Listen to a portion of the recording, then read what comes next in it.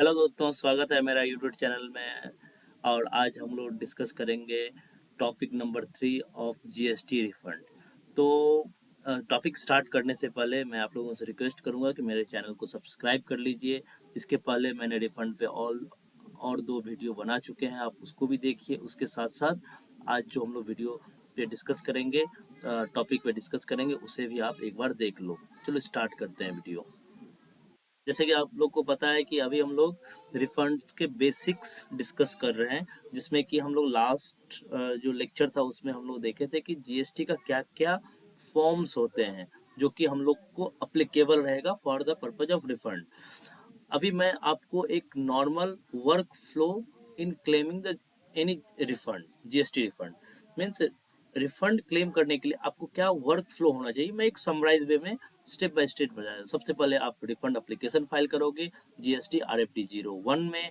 उसके बाद concern department, ये ऑफिसर जो चार्ज ऑफिसर है, वो आपका रिफंड को एक्नॉलेज करेगा RFD 02 में। उसके बाद आपके पास अगर उसका कुछ क्वेरी आता है तो वो आपको शोकाज नोटिस देगा RFD 08 में।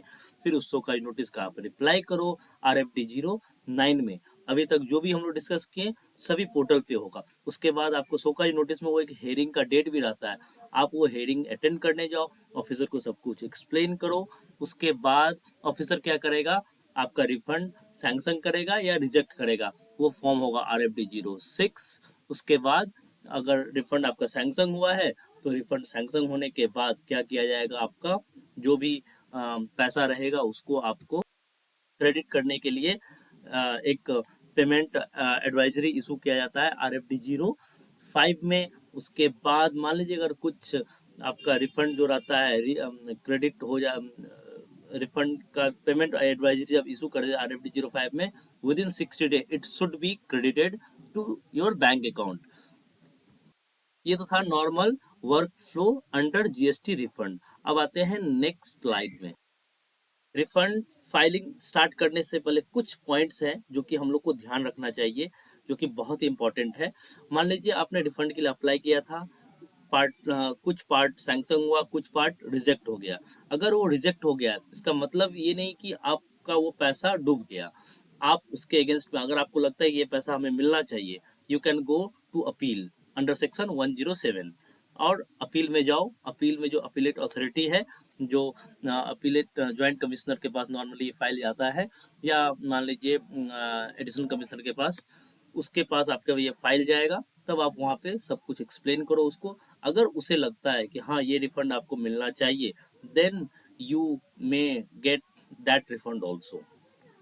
तो पहला पॉइंट ये हुआ कि अगर आपका रिफंड सैंक्शन होता है तो बहुत अच्छा बात है। अगर मान लीजिए कुछ पार्ट रिजेक्ट होता है तो आपके पास 2 ऑप्शन है, आप इसको रिक्रेडिट करवा लो, और नहीं अगर रिक्रेडिट नहीं कराना चाहते हो अपने इलेक्ट्रॉनिक कैश क्रेडिट लेजर में, then you may go to appeal against that order. Number 1। Number 2, एक और जो बहुत इंपॉर्टेंट बात है जो आप लोगों को ध्यान रखना चाहिए, रिफंड हम लोगों को टाइम बार्ड हो जाता है। From the date of shipping bill से आप मैक्सिमम 2 साल तक रिफंड के लिए अप्लाई कर सकते हैं। लेकिन सम ऑफ द केसेस में बाय नोटिफिकेशन नंबर 13, ये जो नोटिफिकेशन नंबर 13 आप लोग देख रहे हैं, ये नोटिफिकेशन के थ्रू आपका मान लीजिए रिफंड का जो शिपिंग बिल का जो डेट फ्रॉम 1 मार्च 2020 से लेकर 28 फरवरी 2022 तक अगर फॉल करता है, इस पीरियड को टाइम बार्ड पीरियड में से एक्सक्लूड कर दिया गया है। इट मीन्स इतना पीरियड को कैलकुलेट ही नहीं किया जाएगा। अगर मान लीजिए 1 जनवरी 2020 का कोई शिपिंग बिल है, उसमें उसका रिफंड आप लगभग लगभग अभी भी आप कर सकते हो, क्योंकि उसमें से 1 मार्च 2020 से लेकर 28 फरवरी 2022 का जो ये पीरियड है उसको हटा दिया गया है। तो आप उसी हिसाब से टाइम वार्डिंग पीरियड में ये रिलैक्सेशन दिया गया है नोटिफिकेशन नंबर 13 के हिसाब से। तो आप नोटिफिकेशन नंबर 13 भी एट योर ओन पेस आप पढ़ सकते हो। अगर आपका कोई बेनिफिट है रिफंड जो पेंडिंग है तो आप सैंक्शन करवा सकते हो। नंबर 1। नंबर 2, नंबर 3 में आते हैं। ये सेक्शन 56 के हिसाब से, ये अगर कोई रिफंड 60 डे के अंदर अगर मान लीजिए आपका सैंक्शन नहीं होता है, then you are now eligible for interest also on the applicable refund amount.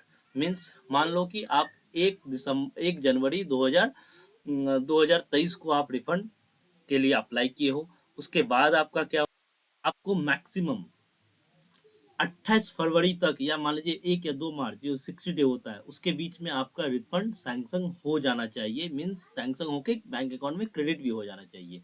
अगर क्रेडिट नहीं होता है within 60 day from the date of RFD01 ARN, जिस दिन RFD01 के लिए आप अप्लाई किए थे उसका जो ARN डेट है, उस डेट से 60 डे के अंदर अगर आपके बैंक अकाउंट में क्रेडिट नहीं होता है तो as per section 56 you are eligible for interest at the rate of 6% from the date the 60 day is expired।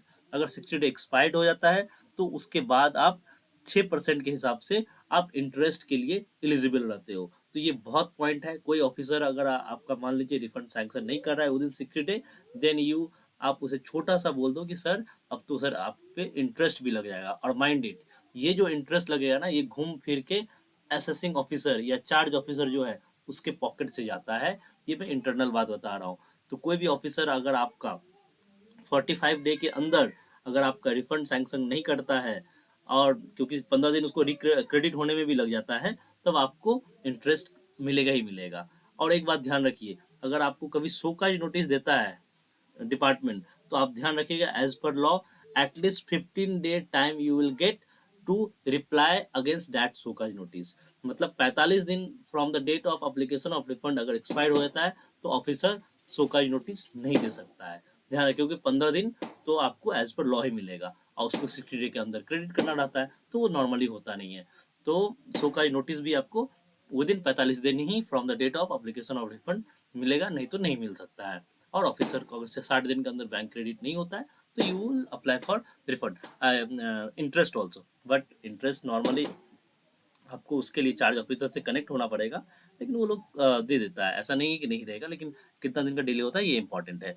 आप लोगों से आई होप कि आप लोगों को ये वीडियो बहुत अच्छा लग रहा होगा। रिफंड सीरीज में मैं नेक्स्ट वीडियो जो बनाऊंगा बहुत इंपॉर्टेंट है। उसमें रहेगा कि प्रोसीड्योर हम लोग क्या फॉलो करें फॉर अप्लाइंग द रिफंड। उसमें वर्किंग्स भी बताएंगे, क्या क्या वर्किंग्स आपको करना पड़ेगा, क्या क्या वर्किंग्स नहीं करना पड़ेगा। और मेरे चैनल को आप लोग सब्सक्राइब कर लीजिए। ये मेरा तीसरा वीडियो है, दोनों वीडियो भी पहले का देख लीजिएगा और मेरे चैनल को सब्सक्राइब कर लीजिएगा। Thank you.